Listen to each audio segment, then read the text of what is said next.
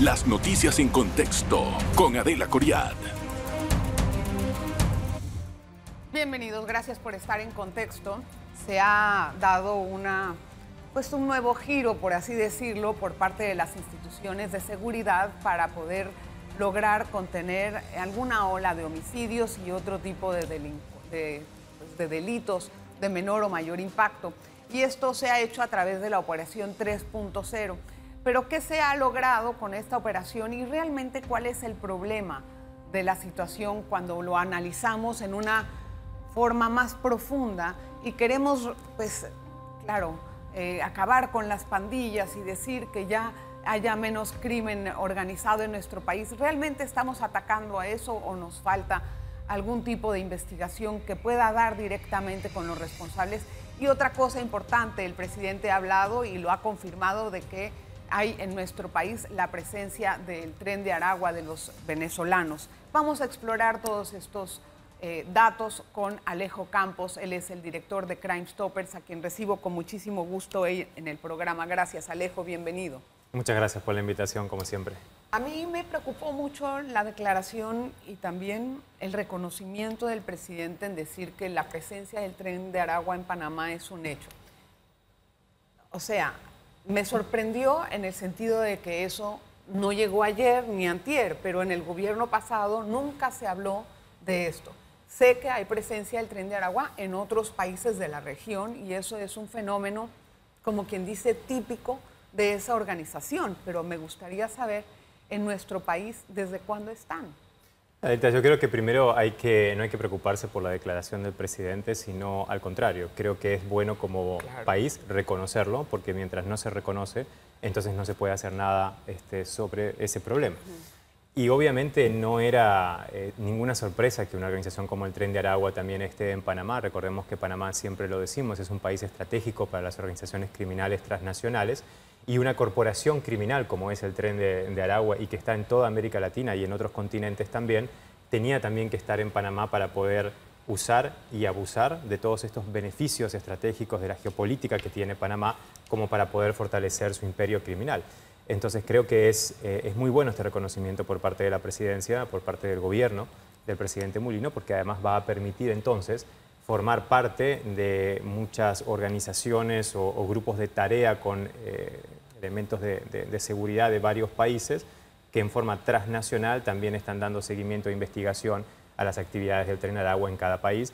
Y en ese sentido, al reconocerlo desde Panamá, Panamá también puede comenzar a hacer aportaciones muy importantes en materia, no tanto de operativos, pero también en materia de información clave que puede estar pasando por acá. O sea, cuáles son las actividades que ellos tienen, cuáles son sus rutas, cuáles tal vez están lavando dinero aquí en el país o no, cuáles son sus contrapartes, están relacionados a las pandillas de Colón o de otras provincias. O sea, todas esas respuestas creo que la autoridad panameña, ahora que reconoce la existencia del Tren de Aragua, puede empezar a compartir esa información a nivel regional. ¿Pero desde cuándo están aquí? No tenemos información en general de eso, pero recordemos que el Tren de Aragua se viene fortaleciendo en los últimos años en todos los países, y al ser una corporación criminal transnacional, ellos sin duda han hecho un trabajo lento en cada una de nuestras jurisdicciones, en cada una de nuestras poblaciones, para fortalecer toda esta cadena logística criminal que tienen. ¿Y los nexos que ellos tienen? ¿Con quiénes son aquí? Generalmente los nexos que estas organizaciones tienen son con las bandas y las pandillas locales, pero eso no exclusivamente con ellos, porque a un nivel, como es un nivel, digamos, de crimen transnacional como el Tren de Aragua, también se necesitan otros nexos que tienen que ver con la institucionalidad, que tienen que ver con el sector privado, con sistemas financieros, con organismos que puedan estar en el país, con la sociedad civil. Recordemos que hoy en día el crimen organizado ha permeado y ha infiltrado casi todos, te dirías, los sectores. Eso no quiere decir que en cada sector todos estén permeados, pero básicamente en todos los sectores ellos tienen a alguien o tienen algún tipo de actividad, algún tipo de nexo, porque eso les permite tener una fotografía casi completa de lo que está pasando en ese país para poder operar con total seguridad y tener para ellos cada uno de estos elementos infiltrados en el sistema público, en el sistema privado. Para ellos significa inteligencia. Y esa inteligencia criminal es fundamental para una organización de este nivel. ¿Y ellos a qué se están dedicando en Panamá, por ejemplo? No, la verdad que no lo sabemos, no podemos dar esa respuesta, pero yo lo que te puedo decir es que hoy en día a lo que se dedica generalmente el crimen organizado transnacional, que es lo que más dinero les está dejando, son los temas obviamente de narcotráfico, los temas de counterfeit, los temas de falsificaciones. Las falsificaciones de productos muchas veces a nivel global genera más utilidades que el propio narcotráfico. Los temas de trata de personas y el tráfico de migrantes es una gran arca de dinero que le genera. Recordemos que cada persona puede generar hasta 50.000 y 100.000 dólares a una estructura criminal en toda la ruta o en toda, digamos, la vida de explotación de esa persona. Y cada vez más, debido a te diría que una falla sistemática de nuestras políticas públicas en toda América Latina en materia de salud, de educación, de empleo digno, de desarrollo humano, lo que hemos provocado es que haya mayor cantidad de gente con profundas necesidades para poder subsistir. Eso el crimen organizado lo tiene muy claro y frente a mayores necesidades sociales y de estas personas se transforman en ser reclutadas, se reclutan muy fácilmente frente a la gran necesidad que tienen, ¿no? Claro. Entonces es todo un caldo de cultivo que a veces nuestras propias políticas públicas empujan en forma indirecta a las poblaciones o tal vez no directa. Yo siempre digo que cuando las políticas públicas fallan o cuando no tenemos una política pública para resolver un problema, pues eso en sí es una política pública. Claro, y eso es realmente una de las formas y las oportunidades que utiliza el crimen organizado. Sí, y no solo oportunidades que utiliza, sino muchas veces que se acuerdan. Recordemos también que el crimen organizado ha permeado el sistema público, los sistemas legislativos en muchos de nuestros países también, y esas decisiones se toman ahí, tanto sea de un ejecutivo como de un poder legislativo. No estamos señalando a ninguno en particular, estamos dando una fotografía general de qué pueda estar sucediendo. Ahí se toman esas decisiones y en la medida de que no se tomen esas decisiones, eso fortalece a estas estructuras criminales. Como lo pintas, me parece a mí como si fuera una copia de las maras. De la Mara Salvatrucha, por ejemplo, cómo empezó esta organización a difundirse en cada país y empezar a tener un poco más de presencia, o un cartel como el de Sinaloa, que ahora está presente en muchos estados de Estados Unidos, casi la mayoría. ¿Tiene esa similitud? ¿Es justo compararlo con eso? No sé si hay una similitud directa en realidad, en particular con la MS-13, que es la famosa pandilla o mara en El Salvador, que ha sido totalmente controlada ahora en el territorio salvadoreño a partir de las acciones que toma el presidente Bukele en el país. La pandilla salvadoreña en realidad tenía una economía criminal muy nacional al inicio y en todo momento basada en la extorsión, basada en la renta de casi todos los ciudadanos o los negocios que existían en El Salvador. Eso a ellos les generaba muchísimo dinero todos los días y tuvieron que ellos mismos crear una estructura de blanqueo de capitales como para poder blanquear el dinero de las extorsiones. Pero no había una relación tan fuerte. El Salvador no es un país, o no fue un país muy atractivo para el crimen organizado, no tiene una ubicación estratégica como lo tienen otros países, no hay un mercado tan grande, no había esos vínculos del narcotráfico, no era una ruta del narcotráfico, no era una ruta de la trata de personas, y las pandillas en sí tenían su propio negocio armado adentro del territorio y obviamente con nexos en los otros países de la región. Luego empiezan a irse a otros continentes, después aparecían algunas clicas en España, que en Australia, pero si te ponías en Canadá, muchos en Estados Unidos, porque ahí nacieron en los Estados Unidos, pero cuando te ponías a ver ese mapa de donde las pandillas se habían ido, coincidía muchas veces con los mapas donde mayor migración de salvadoreños había en los diferentes continentes, y tenía una relación directa con eso, no tanto con un negocio criminal transnacional. Entonces, a partir de las acciones que se toman en El Salvador, en el plan control territorial, y se quita la operatividad de la pandilla porque se quita a la pandilla del territorio, entonces eso totalmente desaparece y su economía pandilleril criminal también desaparece. Entonces son cosas diferentes. Los grupos o bandas criminales que tenemos, por ejemplo, en Panamá, que tenemos en Costa Rica ahora, que cada vez aumenta mucho más la criminalidad, están muy vinculadas con el tema del narcotráfico y con el tema de delitos como la trata y el tráfico de seres humanos, porque son países estratégicos en la logística criminal. Son pases directos a Estados Unidos y son la ruta. Es Voy correcto. a hacer la pausa, Alejo. Interesante, vamos a hablar de esto y más. No se vaya, por favor. Hoy estamos hablando con Alejo Campos, él es director de Crime Stoppers y tengo la dicha de tenerlo porque es un hombre muy ocupado. Entonces, gracias a Dios que nos pudimos encontrar un momentito. La descripción que me ofrece del Tren de Aragua me hace ver como una gran organización criminal. Siempre he tenido la duda internamente, ¿cuándo una organización criminal deja de serlo para convertirse en un cartel? Pasa que creo que acá, Adelita, creo que tenemos que hablar de cosas nuevas, porque estamos como otra vez sobre definiciones que ya tienen una década o 2 décadas o que vienen, a veces digo, todavía seguimos persiguiendo al Pablo Escobar, ¿no? Y la estructura de Pablo Escobar, que fue un visionario para su época, ya cambió, ya no existe. Y creo que todavía seguimos persiguiendo en nuestros sistemas de persecución criminal en Latinoamérica al Pablo Escobar. Este Pablo Escobar se ha transformado en una corporación criminal transnacional, global, con vínculos, como dijimos recién, en todos los sectores de la sociedad y en la propia sociedad, en donde muchos ciudadanos, a veces sin saberlos, otros sabiéndolos y otros amenazados, terminan siendo colaboradores de todas estas corporaciones criminales. Entonces, ya tenemos que dejar de hablar de carteles, tenemos que hablar de esto que una vez lo hablábamos del nuevo orden criminal. Hay un nuevo orden global criminal que ha cambiado, porque además se ha redefinido sobre todo la forma de los esquemas de blanqueo de capitales. Seguimos persiguiendo dólares, pero ya el blanqueo de capitales no es una cuenta bancaria con dólares o con euros o con la moneda que sea, principalmente Claro, siempre es dólares. Es electrónico. Ahora todo. estamos hablando de criptoactivos, estamos hablando de estructuras fintech, ¿no? De toda esta parte financiera digital.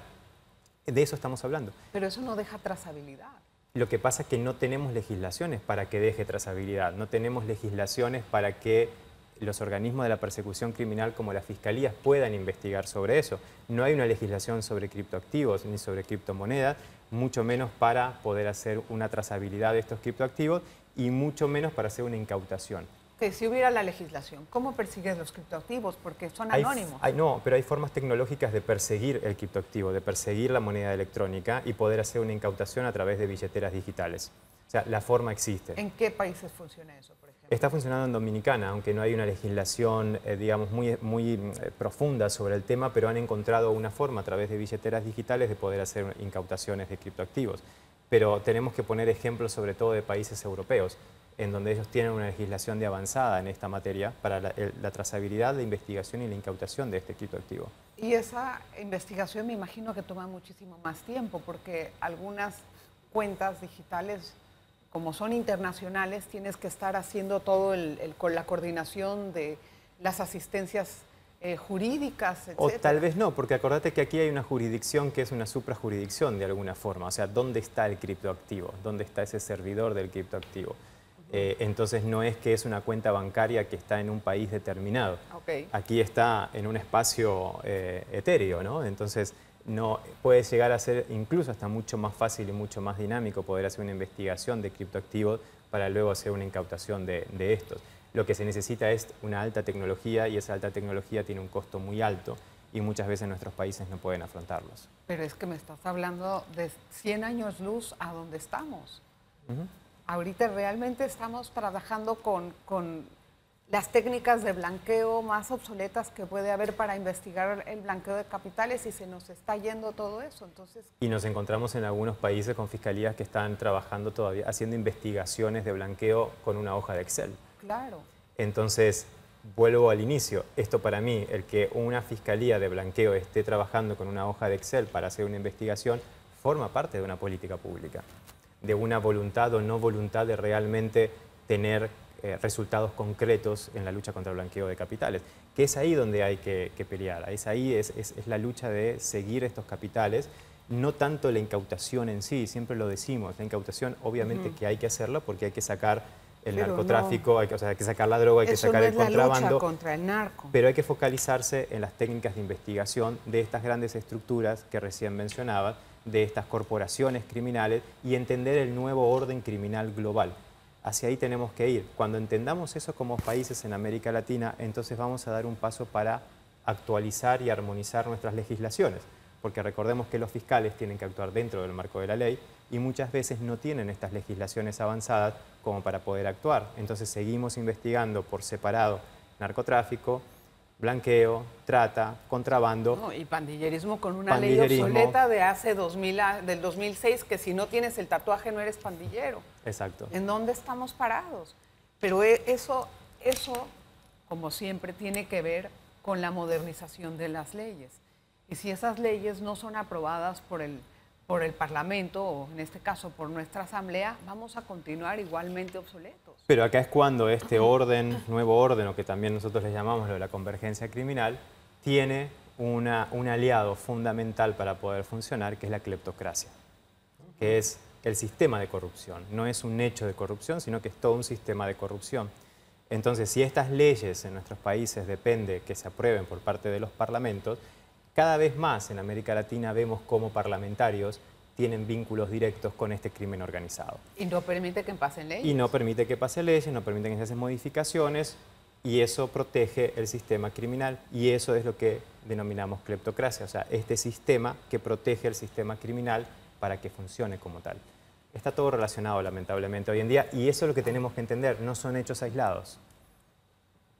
Pero ¿cómo luchar contra eso con una capacitación? Por ejemplo, los jueces, para poder lograr que ellos entendieran un caso muy sencillo, para poder lograr que un juez pudiera decir que alguien está contaminando un contenedor en un puerto, tuvieron que darles todo un curso a los jueces para que ellos pudieran comprender el modus operandi, el mecanismo.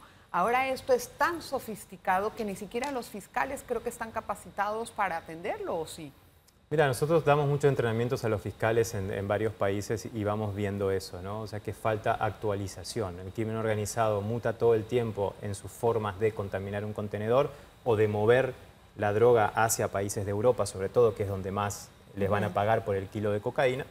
Y por este lado todavía seguimos pensando e investigando en la maleta, ¿no? O viendo la maleta de cocaína. El dinero en efectivo. O el dinero en efectivo. Que claro, hay flujos, todavía siguen los aeropuertos encontrándose, pero bueno, hay algunas series como estas de Alerta Aeropuerto, que sigue pasando eso, pero ya se ha sofisticado, ha cambiado, ha mutado, y todavía en la parte de la investigación criminal no se entienden las nuevas modalidades, y eso hay que actualizarlo rápidamente.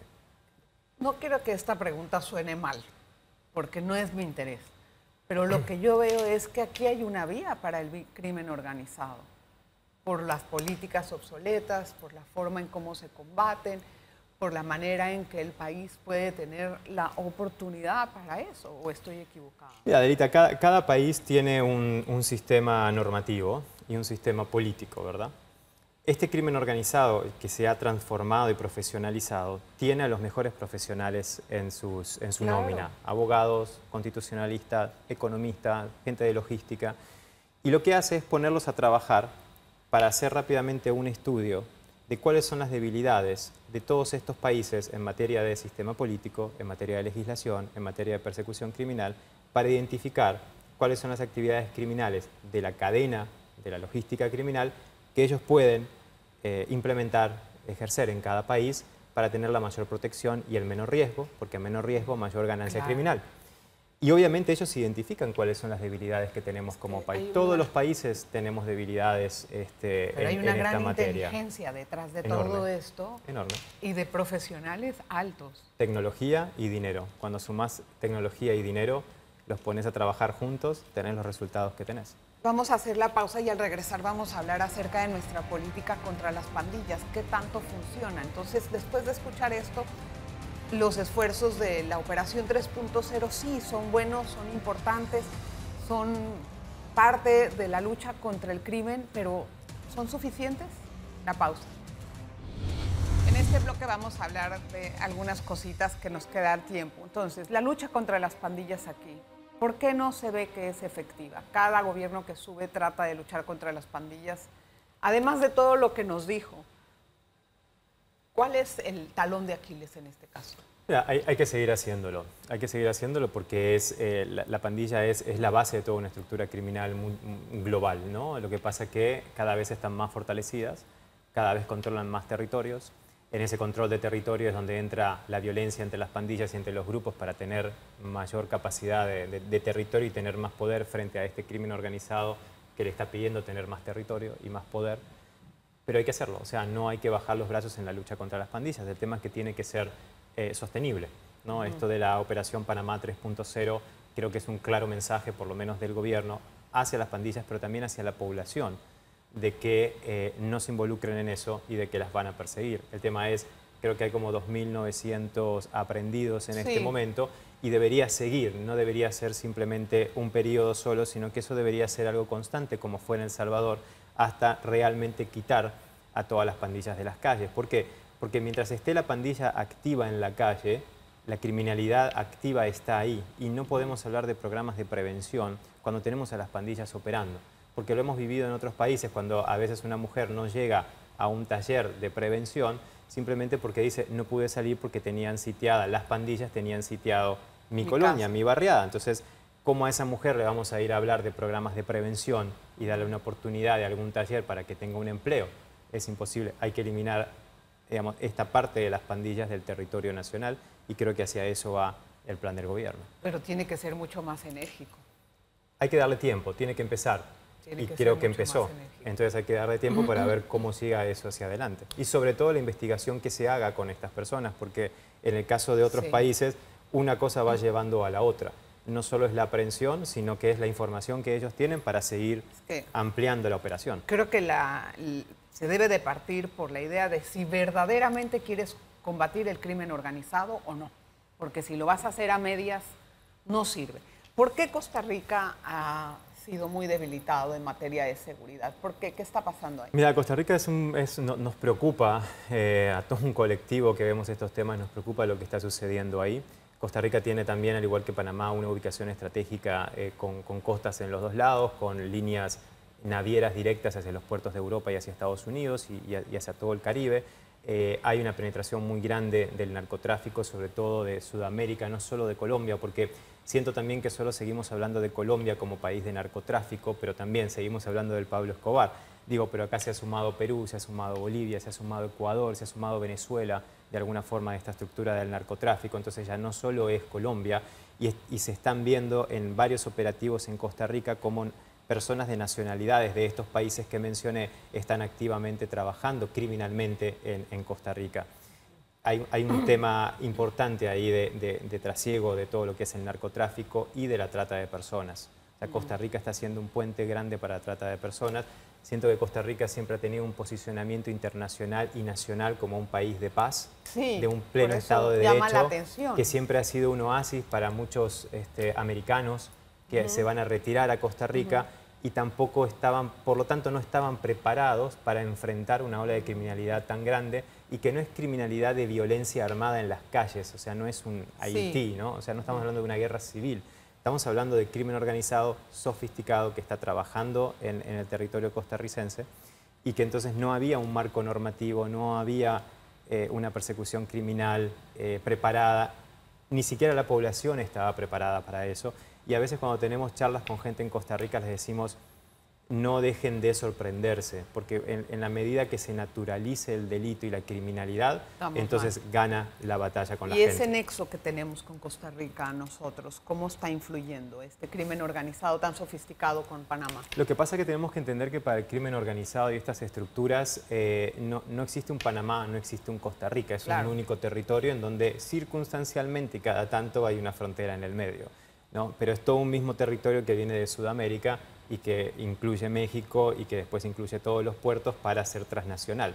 Entonces, para ellos no es qué pasa en Panamá o qué pasa en Costa Rica. O sea, el que me da la mejor oportunidad, Es ahí el me mismo meto y se territorio. acabó. Y acá, Adelita, lo que hay que entender que este nuevo orden y cambio de la dinámica criminal, lo importante ahora no es el producto que uno mueva, no es la cocaína, no es la persona, no es el contrabando, es la ruta. Quien controla las rutas tiene el poder. Porque vos podés tener el mejor producto criminal, pero si no tenés una ruta segura, ¿Cómo entonces lo vas a llevar? no Claro. tiene sentido tu producto. Claro. Entonces, hoy en día quien tiene el poder, y por eso todas las organizaciones criminales se basan en el control de rutas, en rutas transnacionales, por tierra Por eso los o puertos marítimas. tienen tanto problema. Exactamente, por eso los puertos, las fronteras, las zonas libres son obviamente estos activos criminales estratégicos, estratégicos para estas estructuras. Increíble, increíble. Y está muy, la verdad que está muy interesante. Debería de hacer un capítulo 2.0 con Alejo. 3.0. Este es el 1 y vamos a ver el 2 por ahora. Gracias, Alejo, Gracias por a estar vos. con nosotros. Espero que haya sido de utilidad este importante programa, porque nos da una idea muy clara de cuáles son los pasos y la forma en que trabaja el crimen organizado versus lo que estamos haciendo en Panamá. Nos vemos la próxima.